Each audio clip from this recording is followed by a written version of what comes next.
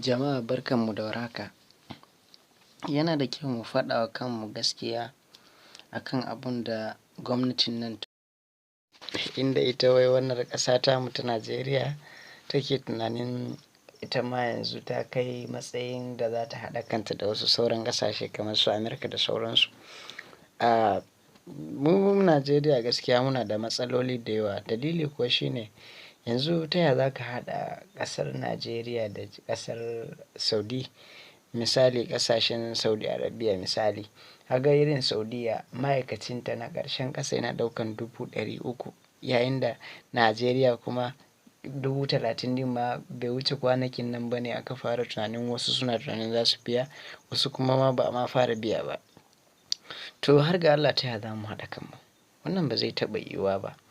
Sannan Buhari, har ga Allah muna so mu gaya maka don mu ne muka zaɓe ka kuma muna da haƙƙi mu gaya maka gaskiya. Lallai talaka yana cikin wani hali, talaka yana shan wahala. Wai har waƙa ake ana cewa wai in kai takwas talaka sai ya sha jar miya. To jar miya kam muna nan muna shan ta. Kuma wannan jar miya taka Allah Ubangiji ya raba mu da ita har abada. Don ba ma fatan wannan jar miyan naka ta ɗore. Don in muka ci gaba da shan ta to za ta kashe mu.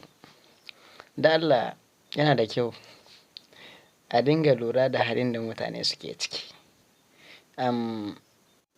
Batun tallafin man fetur inda ake alaƙanta cewa Saudiya sun cire tallafinsu, sannan kuma mu Najeriya wai kwanan nan aka cire. To don Saudiya sun cire tallafin man fetur ɗinsu ai ba su yi laifi ba. To amma mu a nan idan aka cire tallafin man fetur lallai an haɗa mutane da alaƙaƙai da wasu matsaloli da ake fama da su.